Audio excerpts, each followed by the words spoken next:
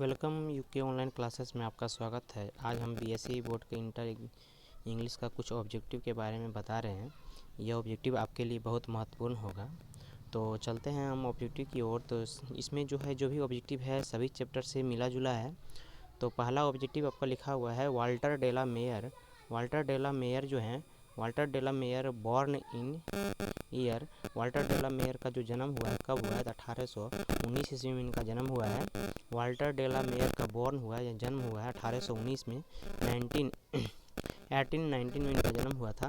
In the vast land has been composed by. Vast land जो लिखा गया है किसके द्वारा लिखा गया है? उस कवि का नाम है टी.एस. इलियट। टी.एस. इलियट के द्वारा ये लिखा गया है।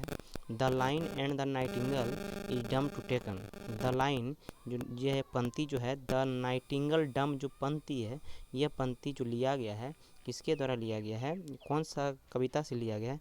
ओडे टू ऑटोमन से लिया गया है। ओडे टू ऑटोमन से लिया गया। नेक्स्ट है Bertrand Russell was awarded Nobel prizes in literature. साहित्य में ब्रेटन रूसेल जो थे उनको एक नोबेल पुरस्कार प्राप्त हुआ था। वो साहित्य में हुआ था। तो कब हुआ था? 1950 में उनको मिला था। 1950 में मिला था उनको नोबेल पुरस्कार मिला था। नेक्स्ट है इंग्लिश यूज्ड सिंस 1500 यानी 15वीं शताब्दी जो अंग्रेजी का जो प्रयोग किया जा रहा है उस अंग्रेजी का नाम है मॉडर्न इंग्लिश के नाम से उसे जानते हैं। यानी 15वीं शताब्दी में जो इंग्लिश प्रयोग किया जा रहा है उसे हम मॉडर्न इंग्लिश के नाम से जानते हैं। जॉन डॉन जो है एक मेटाफिजिकल पोएट है। मेटाफिजिकल आत्मिक कथा के बारे में वो ज़्यादा लिखे थे, अपने आध्यात्मिक के बारे में लिखे थे, इसीलिए मेटाफिजिकल के नाम से उन्हें जाना जाता है। एन इपिटेप रिटन बाय, इपिटेप जो लिखा गया है टी.एस. इलियट के द्वारा लिखा गया है। उस कवि का नाम है टी.एस. इलियट। यानी इपिटेप किसके द्वारा लिखा गया? रिटन कंपोज्ड किसके द्वारा? टी.एस. इलियट के द्वारा लिखा गया। The year AD 1066 is taken to the end of, यानी ओल्ड इंग्लिश का समाप्ति जो हुआ था 1066 में ये एक समाप्ति हो चुका था इसका। बेंजो वाज सन ऑफ, बेंजो जो था किसका बेटा था? तो बेंजो जो था जॉनसन का बेटा था। द बैंक ऑफ जस्टिस, जो bank the bark of justice is bankrupt. Bark of justice जो था वो क्या है? वो बार्क ऑफ जस्टिस क्या है? एक बैंकरप्ट है, दिवालिया है। बैंकरप्ट दिवालिया। A sonnet is a poem, a sonnet is a poem. ये सोनेट एक कविता जो है वो कितना लाइन का होता है? यानी 14 लाइन, यानी 14 का मतलब 14 पंक्ति का ये होता है, 14 लाइन का ये होता है। Next hopping to see to not till death in line from a song of माई सेल्फ। ये कह रहा है हॉपिंग इन सी, ये लाइन जो लिखा हुआ है डिथ इज लाइन फ्रॉम कौन सा कविता से लिया गया है? ए सॉन्ग ऑफ माई सेल्फ। Pearl S Buck had, Pearl S Buck जो थे फैमिली डॉक्टर जो कहाँ के थे? चाइनीज डॉक्टर थे, चाइनीज से रिलेटेड थे ये।